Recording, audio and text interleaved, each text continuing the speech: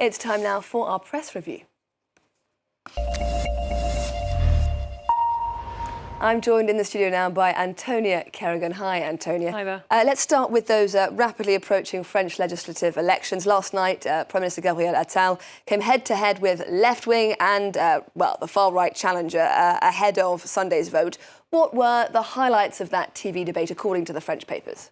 Well, so if we look at what Libération is saying, Libération is very much a left-wing paper. They've gone through their highlights. One of them that they pointed out was Manuel Bompard, that's the gentleman on the right. He was there representing the left-wing coalition, Nouveau Front Populaire, New Popular Front.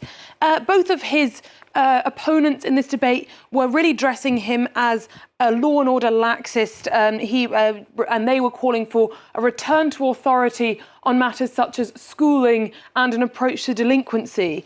And he really hit back, saying that he's the candidate. His is the group that wants to restore close proximity policing, and he really brought the subject of schools back to the centre of the discussion, not just as potentially dangerous hubs of delinquency, but the issue of staffing in schools. It's been a long-running theme in France. There is not a teacher in front of every class, and he really made that a focus. So that was considered a bit of a success, a bit of a highlight for the left-wing representative. Le Figaro is leaning into the pension reform discussion and talking about what's causing a certain amount of hilarity in the presidential camp, as Jordan Bardella, representing the far-right National Rally, said that they, after extremely vehemently opposing Emmanuel Macron's pension reform last year, said that under his pension reform, the retirement age would go down for some, but would in fact go up to 66 for others, which seemed like a bit of a gotcha moment, as he admitted that on the television set, and was called out for, in fact, what seemed like a bit of a U-turn, what seemed like somewhat diluting the vehemence that they'd shown up until now on these issues. France Info has a piece on Jordan Bardella's policy on dual citizens after he announced a plan to keep citizens of dual nationality out of so-called sensitive positions on matters such as national security, lest their loyalty to the French Republic be in question. Attal was able to call him out on the fact that there is actually a Franco-Russian employee representing the National Rally's European Parliamentary Group to the European Commission, and saying, well, why on earth would that be different? Pointing out as well that many binational French citizens have said that this is actually extremely offensive and degrading the idea that they would not be able to correctly serve the French Republic. Well, moving on now, Antonia, to Kenya, where lawmakers have finally voted through a very controversial tax bill. Protesters responding by storming Parliament and a very bloody, violent response by police. What is the regional press saying, Antonia? Well, so as you say, the regional press, we've got all these images of flames coming out of the Parliament, and this is an MP walking away from Parliament, looking like he's perhaps trying to keep a low profile. Protesters were calling for MPs who voted through this bill to immediately resign, including William Ruto. This is someone who was walking in the streets, but many others apparently sheltered in the basement. One of the stories that we've got in the local press, in the Kenyan press, is in Nation, and it's about international reactions. And the headline, Western diplomats finally speak on Kenya protests.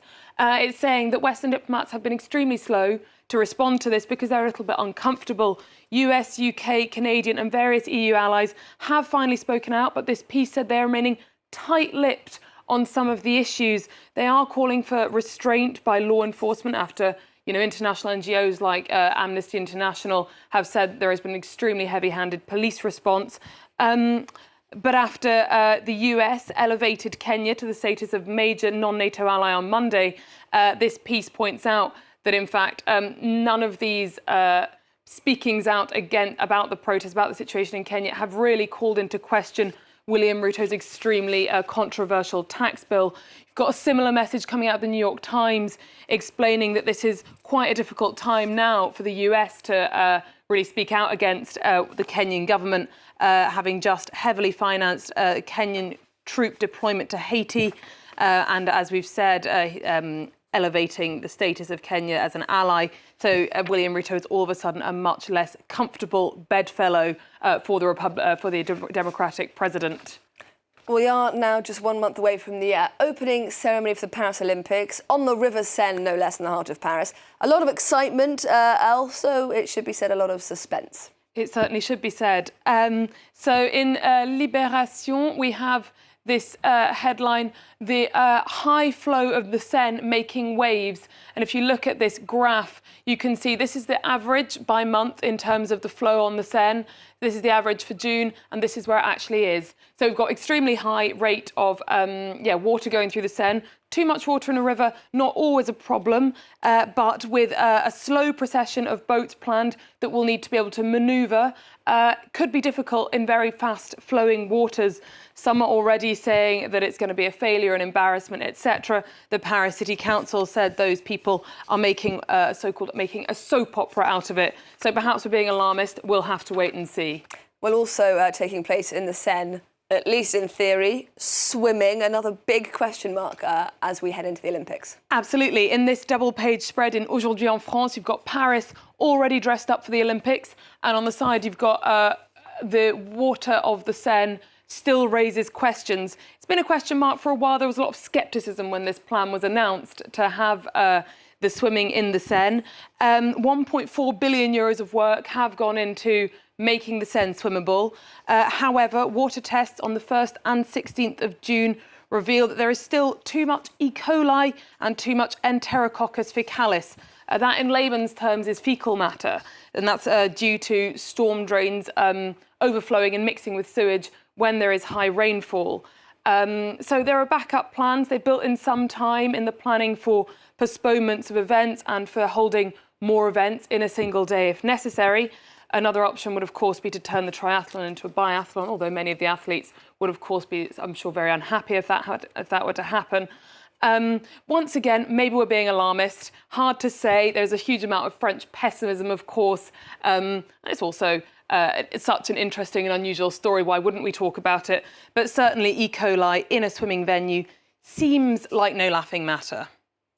Antonia Kerrigan, yeah, you can say that again. Thank you very much for that international press review. Thank you. That's all we have time for right now. Stay tuned, though. More news coming up in just a few minutes' time here on Daybreak on France 24.